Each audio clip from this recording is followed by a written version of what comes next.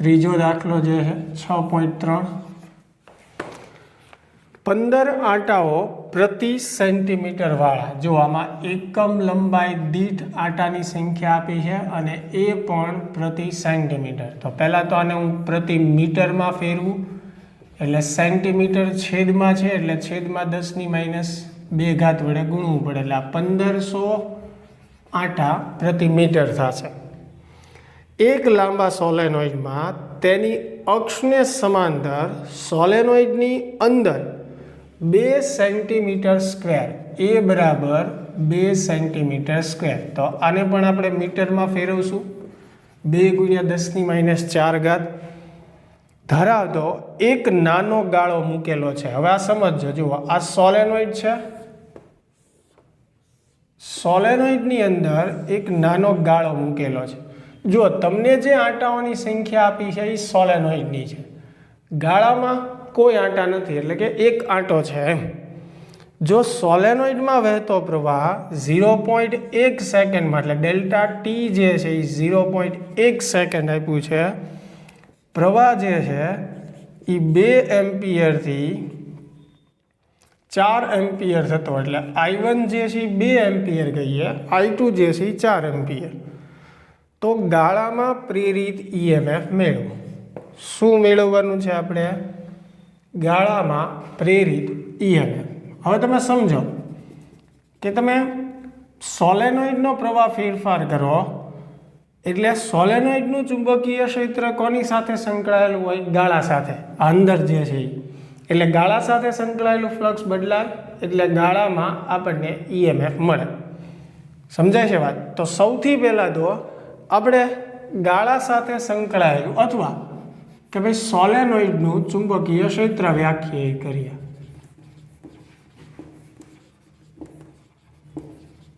કેમ કે આપણે મેળવવું છે EMF. EMFનું સૂત્ર થાય E બરાબર dϕ/dt.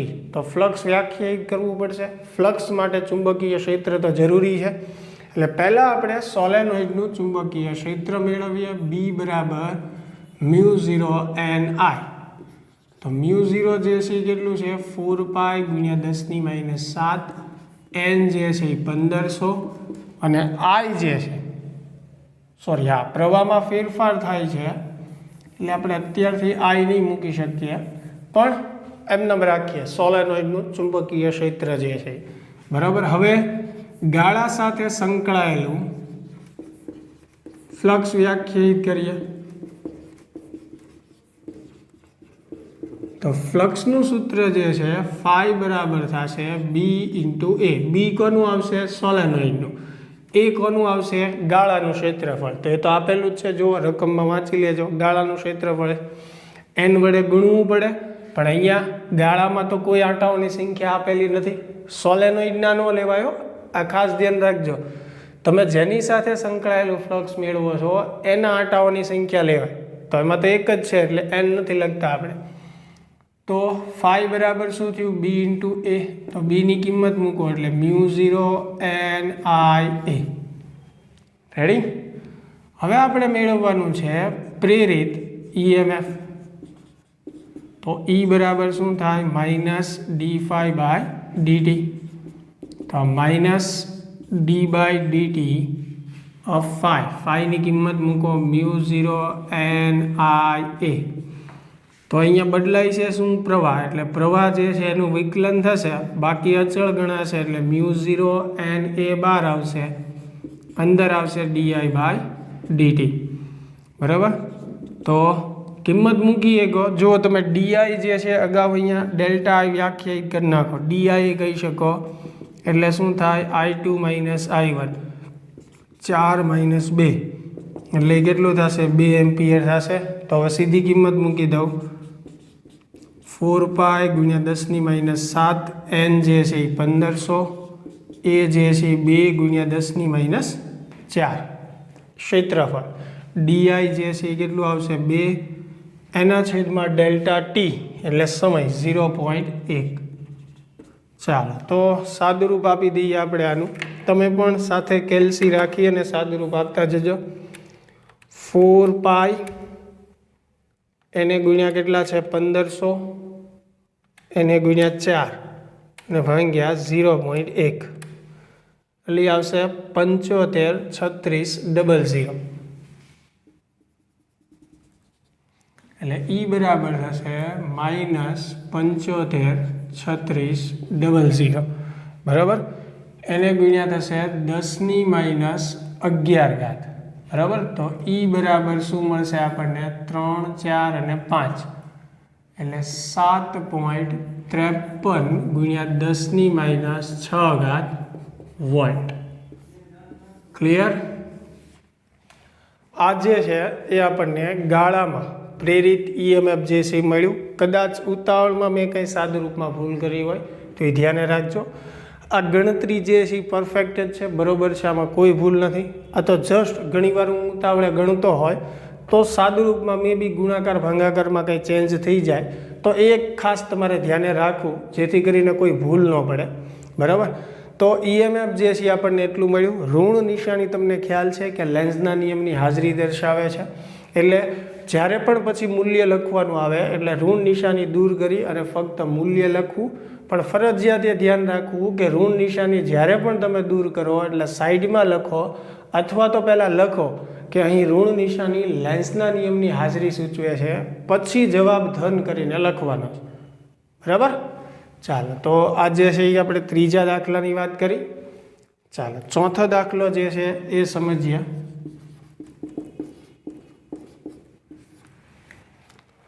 8 સેન્ટીમીટર અને 2 સેન્ટીમીટર બાજુઓવાળા અને એક નાનો કાપો ધરાવતા એક લંબચોરસ તારનો ગાળો 0.3 ટેસ્લાની તીવ્રતાના અને ગાળાને લંબ દિશાના એક સમાન ચુંબકીય ક્ષેત્રના વિસ્તારમાંથી બહારની તરફ ગતિ કરી રહ્યો છે.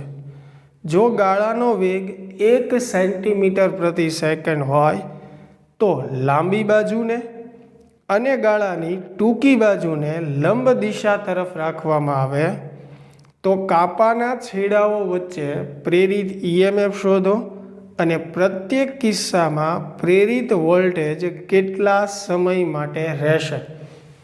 તો હવે રકમ સમજવાનો પ્રયત્ન કરીએ. જુઓ, ચુંબકીય ક્ષેત્ર જે છે એ લંબ દિશામાં લેવાનું છે. એટલે અહીંયા બધે ચુંબકીય ક્ષેત્ર આવી રીતે અંદર તરફ છે એમ સમજો. હવે સૌ પ્રથમ આપણને લાંબી બાજુને કીધું છે એટલે આ આકૃતિ જે છે હું પહેલાં પ્રથમ કિસ્સા પ્રમાણે તમને દોરીને સમજાવું. આ લંબચોરસ ગાળો છે, સમજો. દેખાય છે? એની લંબાઈ જે છે તમને 8 સેન્ટીમીટર આપી છે, પહોળાઈ જે છે એ 2 સેન્ટીમીટર આપી છે, એનો વેગ 1 સેન્ટીમીટર પ્રતિ સેકન્ડ આપેલો. ગણતરીમાં ફેરવી નાખશું આપણે, બરાબર, એકમોને. આ એક લંબચોરસ ગાળો છે, વચ્ચે એક નાનો એવો કાપો રાખેલો છે. એટલે જો આ મોટી બાજુ થઈ અને આ જે છે એ નાની બાજુ થઈ. એટલે આનું માપ 2 સેન્ટીમીટર છે, આ બાજુનું માપ જે છે 8 સેન્ટીમીટર. એને આવી રીતે v જેટલા વેગથી આપણે ગતિ કરાવવાનો છે. પણ પહેલો કિસ્સો આપણો શું છે કે મોટી બાજુ જે છે એને ગતિ કરાવવાની છે, પછી આપણે નાની બાજુને ગતિ કરાવવાની. તો બંને કિસ્સામાં પ્રેરિત EMF જે છે એ મેળવવાનું. તો મેં આ પહેલો કિસ્સો ધ્યાનમાં લીધો છે. B બરાબર કેટલું આપેલું છે તમને? 0.3 ટેસ્લા. બરાબર. તો આપણે વાત કરી રહ્યા છીએ પ્રથમ કિસ્સાની કે જેમાં મોટી બાજુ છે એને ગતિ કરાવવાની છે. એટલે આ મોટી બાજુને હું ગતિ કરાવું. જુઓ, સમજો. તો હવે પ્રથમ કિસ્સામાં એ લખું મોટી બાજુ માટે પ્રથમ કિસ્સો જે છે. તો જ્યારે આપણે મોટી બાજુને ગતિ કરાવશું ત્યારે E બરાબર સૂત્ર શું થશે? BVL. ઋણ નથી લખતો કેમ કે ખ્યાલ જ છે મૂલ્ય લખવાનું છે. તો B જે છે એ કેટલું છે? 0.3. V એટલે 1 સેન્ટીમીટર પ્રતિ સેકન્ડ છે, એને મીટરમાં ફેરવું એટલે 1 ગુણ્યા 10⁻². હવે L એટલે શું થાય? લંબાઈ. તો આપણે મોટી બાજુની લંબાઈ જે છે એ કેટલી? 8. એટલે 8 ગુણ્યા 10⁻² થશે. તો E બરાબર કેટલું આવશે અહીંયા? 2.4. 8 તેરી 24 થાય ને, એટલે 2.4 ગુણ્યા 10⁻4 વોલ્ટ થશે. એટલે જ્યારે મોટી બાજુને ગતિ કરાવીએ ત્યારે ઉદ્ભવતું ઈએમએફ જે છે એ 2.4 ગુણ્યા 10⁻⁴ વોલ્ટ થશે. હવે બાકી હોય તો પહેલાં આ બાજુનું વિડીયો પોઝ કરીને લખી લેજો, પછી આપણે આગળ વધીએ. ઓકે, ચાલ લખાઈ ગયો છે. હવે જુઓ, આપણને એ પૂછ્યું છે કે બંને કિસ્સામાં કેટલા સમય માટે પ્રેરિત ઈએમએફ મળશે. હવે અહીંયા ખાસ ધ્યાન રાખવાનું છે કે તમે સમજો, પ્રેરિત ઈએમએફ તમને ક્યાં સુધી મળે તો કે જ્યાં સુધી વાહક સાથે સંકળાયેલું ફ્લક્સ બદલાતું રહે. હવે વાહક સાથે સંકળાયેલું ફ્લક્સ ક્યાં સુધી બદલાય તો કે જ્યાં સુધી વાહક ચુંબકીય ક્ષેત્રમાં રહે. હવે આજે છે એ લૂપને આપણે આવી રીતે બહાર કાઢી રહ્યા છીએ તો તમે સમજો, ધારો કે અહીંયા ચુંબકીય ક્ષેત્ર પૂરું થઈ જાય તો જ્યારે લૂપ આ બાજુ આવી જશે આ ચુંબકીય ક્ષેત્રના બહારના વિસ્તારમાં, તો ત્યારે એની સાથે કોઈ ફ્લક્સ જ નહીં સંકળાયેલું હોય, તો ત્યારે ઈએમએફ ઉત્પન્ન થવાનું બંધ થઈ જશે. તો આપણે એ સમય મેળવવાનો છે કે કેટલા સમય સુધી પ્રેરિત ઈએમએફ મળશે. તો તમે સમજો કે ધારો કે લૂપ જે છે અત્યારે આ સ્થિતિમાં આવે, બરાબર. હવે જેમ જેમ તમે લૂપને બહાર લેતા જશો, બરાબર, તો જુઓ જ્યાં સુધી આ બાજુ, આ ભાગ તો બહાર જ વી આવે છે પહેલાં, પણ આ જે બાજુ છે જુઓ એ ચુંબકીય ક્ષેત્રની અંદર રહે છે. તો જ્યાં સુધી આ બાજુ ચુંબકીય ક્ષેત્રની અંદર રહેશે ત્યાં સુધી ફ્લક્સ બદલાયા કરશે અને ત્યાં સુધી ઈએમએફ મળ્યા કરશે. એટલે કે આ બાજુની જે લંબાઈ છે એટલા અંતર સુધી આપણને ફ્લક્સ બદલાયેલું મળશે અને એના હિસાબે આમાં શું થશે તો કે ઈએમએફ જે છે ઉત્પન્ન થશે. તો હવે એ અંતર કેટલું થશે તો કે નાની બાજુની લંબાઈ જેટલું. ખાસ ધ્યાન રાખજો, આપણે ઈએમએફ મળે છે મોટી બાજુમાં, કેમ કે મોટી બાજુને ગતિ કરાવે છે, પણ ક્યાં સુધી મળતું રહેશે તો કે જ્યાં સુધી આ નાની બાજુ છે એ ચુંબકીય ક્ષેત્રની બહાર નહીં નીકળે. તો પ્રેરિત ઈએમએફ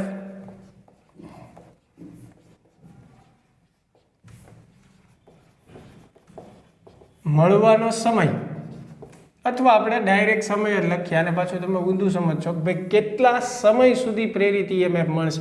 હવે જો વેગ એટલે શું થાય? અંતરના છેદમાં સમય. તો સમય એટલે શું થશે? અંતરના છેદમાં વેગ. હવે અંતર કેટલું થશે તો કે 2 સેન્ટીમીટર જેટલું, નાની બાજુના લંબાઈ જેટલું, અને વેગ જે છે 1×10⁻². એટલે પ્રથમ કિસ્સામાં 2 સેકન્ડ સુધી આપણને પ્રેરિત ઈએમએફ જે છે એ મળશે. ક્લિયર? હવે બીજો કિસ્સો જે આપણો છે, બરાબર, આ ચુંબકીય ક્ષેત્ર છે. બીજા કિસ્સામાં શું કરવાનું છે? નાની બાજુ જે છે એને ગતિ કરાવવાની છે આવી રીતે. હવે જો નાની બાજુ લૂપ ફેરવી નાખી મેં, આ વચ્ચે જે નાનો એવો કાપો છે, તો હવે આમાં પ્રેરિત ઈએમએફ મેળવીએ. અહીંયા સમજી લેજો ચુંબકીય ક્ષેત્ર છે. હવે નાની બાજુ માટે આપણે વાત કરીએ છીએ તો ત્યારે ઈએમએફ જે છે E બરાબર BVL, બી જે છે 0.3, વી 1×10⁻². પણ હવે ધ્યાન રાખજો, એલ એટલે નાની બાજુની લંબાઈ આવશે, એટલે 2×10⁻². બરાબર, એટલે 2×10⁻² થશે. તો હવે સમજો 2 તેરી 6 થશે. અહીંયા 0.3×2 કરવાનું છે, એટલે 0.3×2 કરીએ એટલે 0.6×10⁻⁴. એટલે E બરાબર થશે 6×10⁻⁵ વોલ્ટ. તો આ જે છે એ આપણને શું મળ્યું તો કે નાની બાજુમાં પ્રેરિત ઈએમએફ જે છે એ મળ્યું. હવે તમે સમજો કેટલા સમય સુધી પ્રેરિત ઈએમએફ મળશે આપણને તો કે જ્યાં સુધી આ મોટી બાજુ જે છે એ ચુંબકીય ક્ષેત્રની બહાર નહીં નીકળી જાય. એટલે હવે અંતર જે છે સમય મેળવવા માટે કયું આવશે તો કે મોટી બાજુની લંબાઈ જેટલું, એટલે 8×10⁻², આ 1×10⁻². એટલે અહીંયા 8 સેકન્ડ સુધી પ્રેરિત ઈએમએફ મળશે. કેમ કે આ બાજુની લંબાઈ વધી જશે ને. સમજાણું?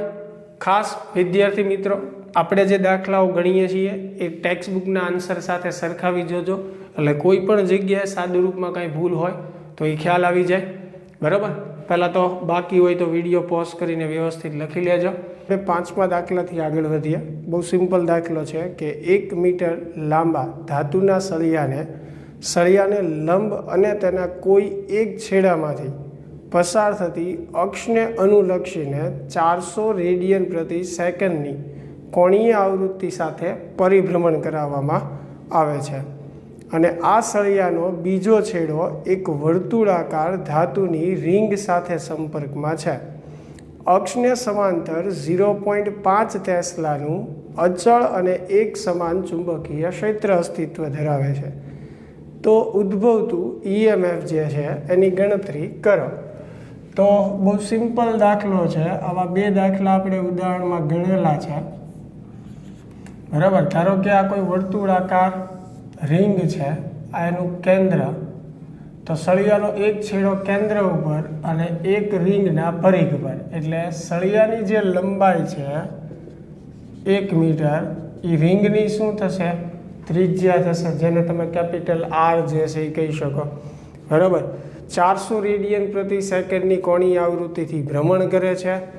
0.5 ટેસ્લાનું ચુંબકીય ક્ષેત્ર છે, એટલે ઓમેગા જે છે એ 400 રેડિયન પ્રતિ સેકન્ડ આપેલું છે. બરાબર? અને ચુંબકીય ક્ષેત્ર 0.5 ટેસ્લાનું. તો EMF મેળવવાનું સૂત્ર આપણે એક ઉદાહરણમાં મેળવેલું છે. આવા કિસ્સા માટે 1/2 ઓમેગા R². આમાં સૂક્ષ્મ ખંડ આપણે ધારતા dr લંબાઈનો આખી રીત મેં ઉદાહરણમાં કરાવેલી છે. બરાબર? તો એ પ્રમાણે પહેલાં તમારે આ સૂત્રની તારવણી આપવાની છે, જેમ આપણે એ ઉદાહરણમાં કરેલું છે. એટલે અહીંયા સુધી સૂત્ર તારવો. તારવા પછી આમાં સિમ્પલ તમારે કિંમત મૂકી દેવાની છે. E બરાબર 1/2 ઓમેગા R². B, ઓમેગા અને R ત્રણે આપણી પાસે છે. તો એટલું કામ જે છે એ તમે કરી નાખજો. પૂર્વથી પશ્ચિમ સુધી વિસ્તરેલ 10 મીટર લંબાઈનો એક સમક્ષિતિજ તાર 5 મીટર પ્રતિ સેકન્ડની ઝડપથી પૃથ્વીના ચુંબકીય ક્ષેત્રના સમક્ષિતિજ ઘટક 0.30 × 10⁻⁴ ટેસ્લાને લંબ રૂપે નીચે પડી રહ્યો છે. જો પૂર્વથી પશ્ચિમ તરફ વિસ્તરેલો તાર, ધારો કે આ તાર છે અને આવી રીતે આ પૂર્વથી પશ્ચિમ છે, તો આ દિશા જે છે ઉત્તરથી દક્ષિણ થાય. બરાબર? આ પૂર્વથી પશ્ચિમ દિશામાં તાર જે છે વિસ્તરેલો છે અને ચુંબકીય ક્ષેત્રમાં લંબ રૂપે પડે છે. તારની લંબાઈ જે છે એ કેટલી આપેલી છે? 10 મીટર. એટલે L બરાબર આપણે 10 મીટર કહીએ. પૃથ્વીના ચુંબકીય ક્ષેત્રનો સમક્ષિતિજ ઘટક એટલે BH 0.30 × 10⁻⁴ ટેસ્લા. બરાબર? એમ આપેલું છે. જુઓ, તો આ તારમાં પ્રેરિત EMFનું તાક્ષણિક મૂલ્ય શોધો અને વેગ પણ આપણને આપેલો છે. કેટલા વેગથી નીચે પડી રહ્યો છે? 5 મીટર પ્રતિ સેકન્ડ. તો બહુ ઇઝી છે. E બરાબર શું થાય? BVL. સમક્ષિતિજ ઘટક છે એટલે સફિક્સમાં આપણે H લખશું. તો 0.30 × 10⁻⁴, V જે છે એ 5, L જે છે એ 10. તો 50 × 0.30 કરો એટલે કેટલું આવશે? 15. એટલે E બરાબર 15 × 10⁻⁴ વોલ્ટ. લ્યો, આ જે છે આપણો ફાઇનલ આન્સર થઈ ગયો EMFનો. એમાં બીજો ક્વેશ્ચન શું પૂછ્યો છે આપણને કે આ EMFની દિશા શું હશે? તો હવે જુઓ, તાર જે છે એ પૂર્વથી પશ્ચિમ તરફ વિસ્તરેલો છે. તો લેન્સના નિયમ પ્રમાણે તમે નક્કી કરો દિશા. મેં શીખવાડેલું છે તમને. બરાબર? લેન્સના નિયમ પ્રમાણે પ્રેરિત EMF એવી દિશામાં ઉત્પન્ન થાય કે જેના ફ્લક્સના ફેરફારનો શું કરે? વિરોધ કરે. બરાબર? વ્યવસ્થિત શીખવાડ્યું છે મેં તમને. તો એ પ્રમાણે તમે દિશા એની નક્કી કરશો એટલે કઈ આવશે? પશ્ચિમથી પૂર્વ આવશે. એટલે કે પશ્ચિમ છેડા તરફ ધન વિદ્યુતભાર જમા થતો હોય અને પૂર્વ તરફ ઋણ, એટલે ધનથી ઋણ તરફનો જે પ્રેરિત પ્રવાહ જે છે એ રચાતો હોય, એટલે આમાં ઈએમએફની દિશા જે છે એ પશ્ચિમથી પૂર્વ તરફ આવશે, બરાબર.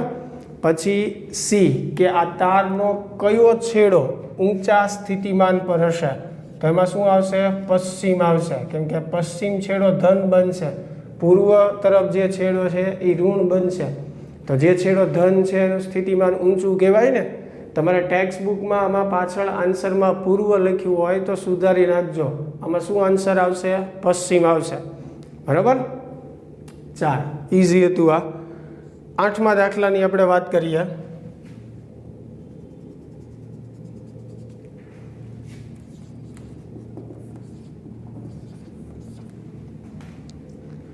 એક પરિપથમાં 0.1 સેકન્ડમાં, એટલે જો સમયગાળો આપ્યો છે જેને આપણે ડેલ્ટા ટી કહીએ, 0.1 સેકન્ડ, બરાબર. વિદ્યુત પ્રવાહ 5 એમ્પિયરથી 0 સુધીનો ઘટી જાય છે, એટલે પ્રારંભિક પ્રવાહ જે છે એ 5 એમ્પિયર આપ્યો છે, અંતિમ પ્રવાહ જે છે એ 0 આપ્યો છે, એટલે ડેલ્ટા આઈ તમે લખો તો શું થાય? I2 માઇનસ I1, એટલે 0 માઇનસ 5, એટલે ડેલ્ટા આઈ જે છે એ -5 એમ્પિયર થશે. પ્રવાહનો તફાવત જે છે એ 200 વોલ્ટ સરેરાશ ઈએમએફ ઉત્પન્ન થાય. ઈ બરાબર કેટલું આપ્યું છે? 200 વોલ્ટ. તો આત્મપ્રેરકત્વનો અંદાજ મેળવો, એટલે કે એલ મેળવવાનું છે. તો આપણી પાસે સૂત્ર છે ઈ બરાબર -L di/dt. એલ મેળવવાનું છે, એટલે એલ બરાબર થશે -E ઇન્ટુ ડેલ્ટા ટી છેદમાં ડેલ્ટા આઈ. તો -200, ડેલ્ટા ટી જે છે એ 0.1 અને ડેલ્ટા આઈ જે છે એ -5. તો માઇનસ માઇનસ કેન્સલ થઈ જશે. 200 ભાગ્યા 5 કરીએ 40 આવશે, બરાબર. એને ગુણ્યા 0.1 એટલે 4 હેનરી થશે, બરાબર. તો એલ બરાબર આત્મપ્રેરકત્વ જે છે એ કેટલું મળ્યું? 4 હેનરી. ક્લિયર? બહુ ઇઝી છે, MCQમાં પૂછાય, બાકી 3 માર્કના દાખલામાં પૂછાય તો બહુ સારું કહેવાય. ચાલો 9મો દાખલો જે છે,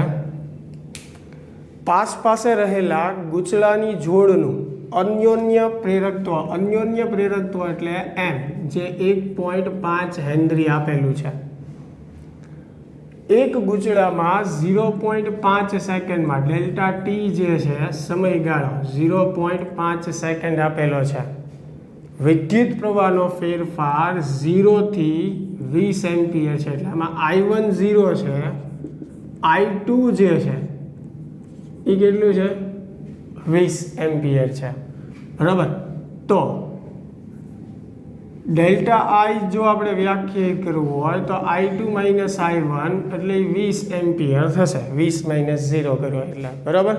તો આમાં ગૂંચળા સાથે સંકળાયેલ ફ્લક્સના ફેરફારનું શું થશે? જુઓ, પ્રેરકત્વનું સૂત્ર જે છે M બરાબર થાય phi/I.